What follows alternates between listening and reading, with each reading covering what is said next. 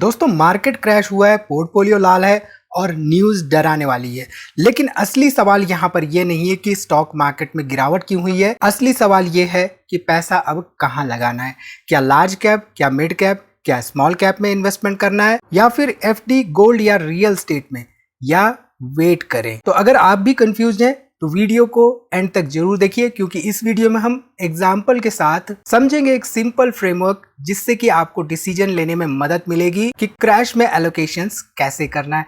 और इस फ्रेमवर्क को समझने के लिए हम एक सर्टेन फ्लेक्सी कैप फंड का एग्जाम्पल लेंगे ताकि आपको रियल वर्ल्ड की स्ट्रैटेजी समझ में आए। तो वीडियो को यहाँ पे पूरा देखिए और स्टॉक मार्केट इन्वेस्टमेंट के बारे में कुछ नया सीखिए। नमस्कार दोस्तों, मैं उमेश त्रिपाठी आपका स्वागत करता हूं स्टॉक फॉर रिटेल पर, स्टॉक मार्केट से जुड़ी एक नई जानकारी के साथ।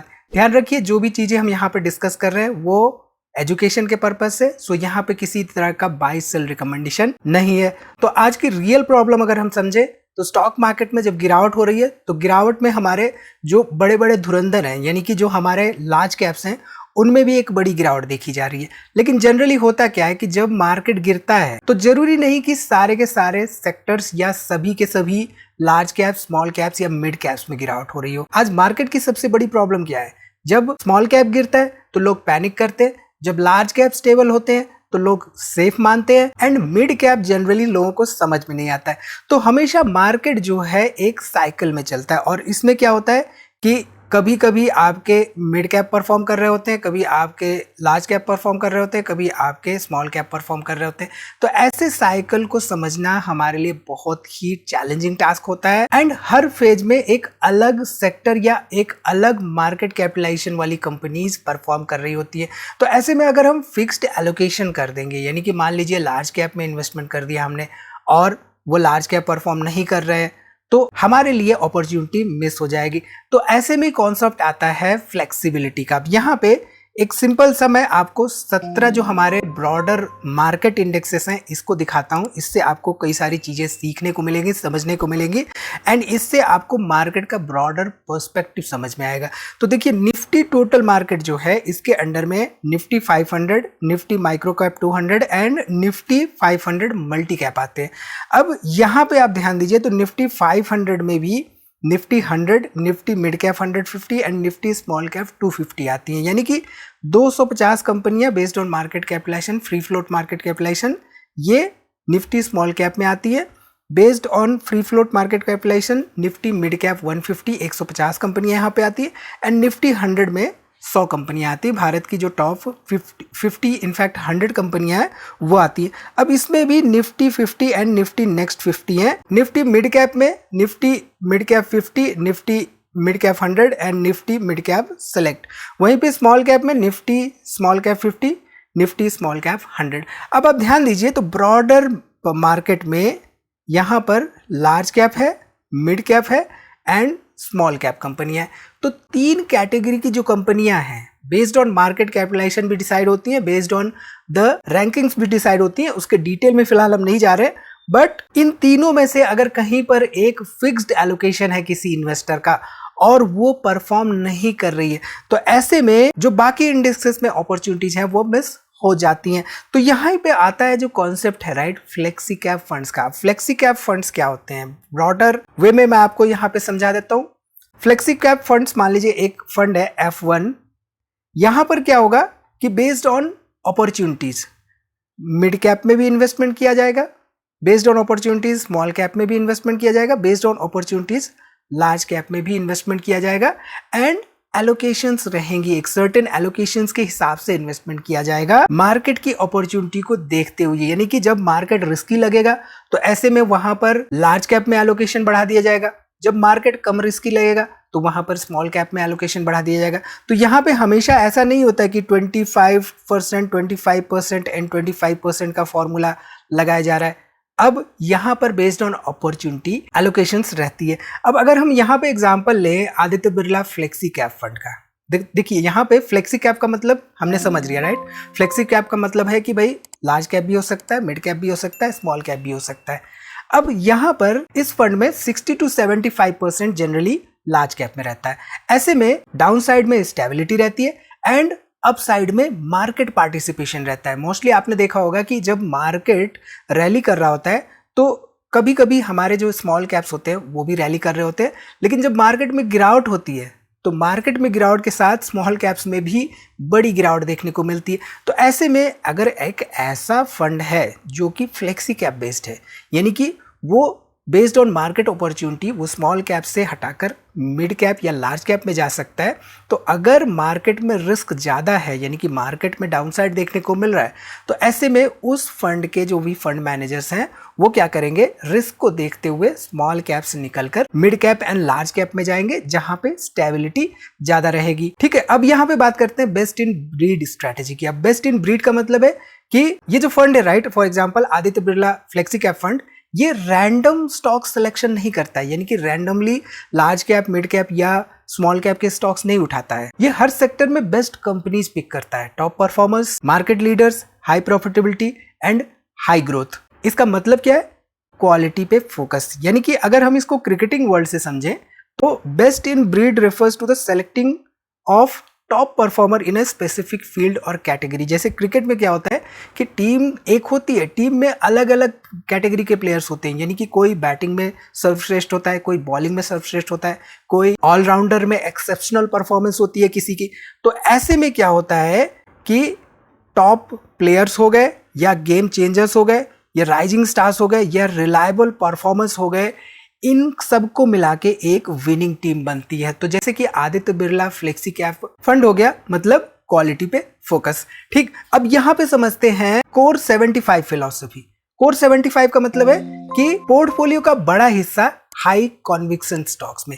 अब हाई कॉन्विक्शन स्टॉक्स का मतलब है कि मोस्टली जो स्टेबल कंपनियां यानी कि लार्ज कैप कंपनियां, सो इससे बेसिकली लॉन्ग टर्म कंपाउंडिंग मिलता है एंड बाकी का जो हिस्सा होता है, राइट, वो अपॉर्चुनिटीज के लिए होता है। सो फॉर एग्जांपल यहाँ पे देखिए तो कोर 75 फिलॉसफी के हिसाब से 60 to 80% of the portfolio cricketing world में क्या होता है, ओपनिंग बैट्समैन के नाम रहता है एंड मिडल ऑर्डर के नाम रहता है, यानी कि एब्सोल्यूट रिटर्न्स पे फोकस रहता है। वहां पे साइक्लिकल जो सेक्टर्स होते हैं या स्टॉक्स होते हैं उनको काउंटर किया जाता है एंड साथ ही साथ हाई एक्टिव शेयर पे फोकस करने के साथ लो चर्निंग रहती है, यानी कि लॉन्ग टर्म पार्टनरशिप पे फोकस किया जाता है। और वहीं पे जो बाकी remaining 20 to 40% of the portfolio होती है उनमें अपॉर्चुनिटी बेस्ड, जो कि मोमेंटम में हो, जनरली मोमेंटम स्टॉक्स होते हैं, राइट, तो ऐसे स्टॉक्स पे फोकस किया जाता है। ठीक है, अब आते हैं स्लीव अप्रोच पर। तो इस फंड में स्लीव अप्रोच का मतलब क्या होता है, 3 तरीके से काम किया जाता है। बेंचमार्क अवेयरनेस जो कि रिस्क को कंट्रोल करता है, बेस्ट ऑफ ब्रीड जो कि क्वालिटी इन्वेस्टिंग पर फोकस करता है एंड टैक्टिकल एलोकेशंस जो कि अपॉर्चुनिटीज को पकड़ता है। यानी कि सिंपल सा सेफ्टी, ग्रोथ और अपॉर्चुनिटीज तीनों का मिक्स है स्लीव ऑफ इन्वेस्टमेंट। तो Aditya Birla flexi cap fund में यहां पर 3 स्लीव्स ऑफ इन्वेस्टमेंट क्या है, बेंचमार्क अवेयरनेस यानी कि रिस्क को कंट्रोल करना, बेस्ट ऑफ ब्रीड साइक्लिकल्स को कंट्रोल करना एंड रिलेटिव रिटर्न्स यानी कि किस सेक्टर को निकालना है, किस सेक्टर को पोर्टफोलियो में इंक्रीज करना है, इन सब पे फोकस करना। अब सबसे इंपॉर्टेंट बात यहां पे आती है परफॉर्मेंस की, यानी कि स्टैटिस्टिकल रिकॉर्ड्स। जब हम क्रिकेटिंग वर्ल्ड की बात करते हैं, राइट, तो वहां पे हम स्टैटिस्टिक्स जरूर देखते हैं, यानी कि सर्टेन बैट्समैन है तो उसका पास्ट परफॉर्मेंस कैसा रहा है, बॉलर है तो उसका पास्ट परफॉर्मेंस कैसा रहा है, अगर कोई ऑलराउंडर है तो उसका पास्ट परफॉर्मेंस कैसा रहा है। तो यहाँ पे Aditya Birla flexi cap fund का ओवरऑल रिटर्न्स बेंचमार्क से बेटर रहा है, लेकिन उससे भी इंपॉर्टेंट क्या है, कंसिस्टेंसी। यानी कि कोई अगर 10,000 रुपए से मंथली SIP कर रहा हो लॉन्ग टर्म में तो वो करोड़ों में कन्वर्ट हो गया है। सो सिंस इंसेप्शन यहाँ पे 20.88% के आसपास का रिटर्न्स रहा है compare to the benchmark which is 15.82%। 10,000 रुपए की monthly SIP in space since inception करीब करीब 6.74 करोड़ के आसपास हो गई। इसके साथ ही साथ रोलिंग रिटर्न्स की कंसिस्टेंसी देखने को मिल रही है विथ टाइम फ्रेम्स। यही होता है डिसिप्लिन प्लस कंपाउंडिंग। अब बात करते हैं क्रैश की। तो जब भी क्रैश होता है तो लोग क्या करते हैं, पैनिक सेलिंग, राइट, या कंप्लीटली अवॉइड कर देते हैं इन्वेस्टमेंट। आपने कई लोगों को सुना होगा कहते हुए कि भैया अब तो मार्केट गिरने लगा है, 10% 12% ऑलरेडी गिर चुका है, मैं बाई नहीं कर रहा हूं, मैं इंतजार कर रहा हूं वापस आने का। लेकिन स्मार्ट इन्वेस्टर्स क्या करते हैं, वो अपॉर्चुनिटीज ढूंढते हैं और वो ग्रेजुअल एलोकेशंस इंप्रूव करते हैं क्यों? क्योंकि सिंपली गिरता हुआ मार्केट फ्यूचर के रिटर्न्स को इंप्रूव करता है। कैसे करता है? एक सिंपल से एग्जांपल से आपको दिखाता हूं। मान लीजिए एक स्टॉक है S1, इस स्टॉक को हम मार्केट मान लेते हैं। मान लीजिए अब ये गिर रहा है, गिरता हुआ मार्केट है, राइट। ये स्टॉक 100 रुपए पे था, स्टॉक गिरता हुआ 50 रुपए पे आ गया। गिरावट कितने की हुई? 50% की, राइट। अब मान लीजिए किसी ने अपॉर्चुनिटी देखी और यहां पे इन्वेस्टमेंट कर दिया है। ये एक इन्वेस्टर है, मिस्टर इन्वेस्टर, जो कि एक वैल्यू इन्वेस्टर है।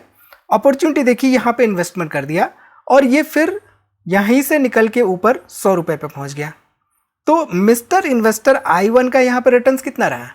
इंटरेस्टिंगली ये रिटर्न्स 100% का रहा। वहीं पे गिरावट 50% की हुई थी, बट रिटर्न्स यहां पे 100% का। इसलिए माइंडसेट होना चाहिए कि गिरावट मतलब अपॉर्चुनिटी। अब यहां पे एक इंपॉर्टेंट पॉइंट समझना जरूरी है कि जब भी मार्केट गिरता है तो लोग क्या करते हैं? वो समझते हैं कि FD में इन्वेस्टमेंट करना ठीक रहेगा, वो गोल्ड या रियल स्टेट के बारे में सोचने लगते हैं या डायरेक्ट स्टॉक्स में जंप हो जाते हैं। लेकिन हर ऑप्शन का रोल अलग होता है। FD हमें स्टेबिलिटी देती है, उसका एक सिंपल सा रिटर्न्स रहता है जो कि हर साल उतना ही मिलना है, वो ग्रोथ नहीं देता है। रियल स्टेट लिक्विड नहीं होता है, जब चाहे आप आपकी मर्जी पे वो सेल नहीं हो सकता है, एंड ये कैपिटल हैवी भी होता है। वहीं पे डायरेक्ट स्टॉक्स हाई रिस्क लेकर आते हैं और साथ ही साथ सही सिलेक्शन भी बहुत इंपॉर्टेंट होता है। एंड रीजन यही है कि मोस्टली इन्वेस्टर्स कंफ्यूज हो जाते हैं कि जाएं कहां। एंड यहीं पर एक बैलेंस्ड अप्रोच स्ट्रेटेजी आती है जो कि म्यूचुअल फंड्स के थ्रू मिलती है, स्पेशली फ्लेक्सिबल स्ट्रेटेजी, जहां पे फ्लेक्सिबिलिटी होती है फंड मैनेजर्स के पास लार्ज कैप, मिड कैप या स्मॉल कैप की तरफ जाने के लिए, एंड इवन कभी कभी डेट्स में भी थोड़ा बहुत एलोकेशन करने के लिए। सो इससे डाइवर्सिफिकेशन तो मिलता ही है, साथ ही साथ जैसे कि हमने कहा फंड मैनेजर्स होते हैं तो प्रोफेशनल मैनेजमेंट यहाँ पे मिलता है, एंड सबसे इंपॉर्टेंट एलोकेशंस यहाँ पे ऑटोमेटिकली एडजस्ट हो जाते हैं। सो यहाँ पर आपको बार बार डिसाइड नहीं करना पड़ता है स्मॉल कैप, मिड कैप या लार्ज कैप, ये एलोकेशंस फंड्स के द्वारा होते रहते हैं। अब सिंपल फ्रेमवर्क समझ लेते हैं। अगर आप बहुत ज्यादा कंजर्वेटिव इन्वेस्टर हो तो लार्ज कैप रखो, अगर बैलेंस्ड अप्रोच चाहिए तो फ्लेक्सिबल स्ट्रेटेजी बेहतर है, एंड अगर आप एक एग्रेसिव इन्वेस्टर हो तो small cap plus mid cap का एक्सपोजर बढ़ाओ। लेकिन यहाँ पे प्रॉब्लम क्या है? हर कोई टाइमिंग नहीं कर सकता। इनफैक्ट टाइमिंग करना, नीचे को पकड़ना, ऊपर को पकड़ना हर किसी के बस की बात नहीं है। हर कोई एलोकेशन भी मैनेज नहीं कर सकता, यानी कि स्मॉल कैप को एलोकेट करना है, मिड कैप को एलोकेट करना है या लार्ज कैप कितना रखना है। इसलिए प्रैक्टिकल सॉल्यूशन होता है dynamic allocation strategy. So market crash डराने के लिए नहीं आता है, वेल्थ बनाने का मौका देता है। इनफैक्ट बस फर्क इतना है कि कुछ लोग पैनिक करके डर जाते हैं, वो घर जाते हैं, और कुछ लोग अपॉर्चुनिटी बेस्ड एलोकेशन करके निखर जाते हैं। अब डिसीजन आपका है कि आप कौन बनेंगे। आई थिंक इस फ्रेमवर्क से आपको काफी कुछ सीखने को मिला होगा। Aditya Birla flexi cap fund का जो हमने एग्जांपल लिया उससे आपको काफी कुछ सीखने को मिला होगा, खासतौर पे mid cap, large cap and small cap के एलोकेशंस के बारे में। तो वीडियो आपको कैसी लगी कमेंट करके जरूर बताइए। इस वीडियो में इतना ही। वीडियो को लाइक करिए और अपने दोस्तों में शेयर करना ना भूलिए, ताकि उनको खासतौर पे ऐसे स्टॉक मार्केट क्रैश के सिचुएशंस में स्ट्रैटेजिक एलोकेशंस के बारे में समझ में आ सके। तो वीडियो को लाइक करिए, अपने दोस्तों में शेयर करिए, और कोई भी सवाल हो तो कमेंट करना ना भूलिए। मिलते हैं अगली वीडियो में एक इसी तरह की जानकारी के साथ। तब तक आप अपना बहुत ख्याल रखिए।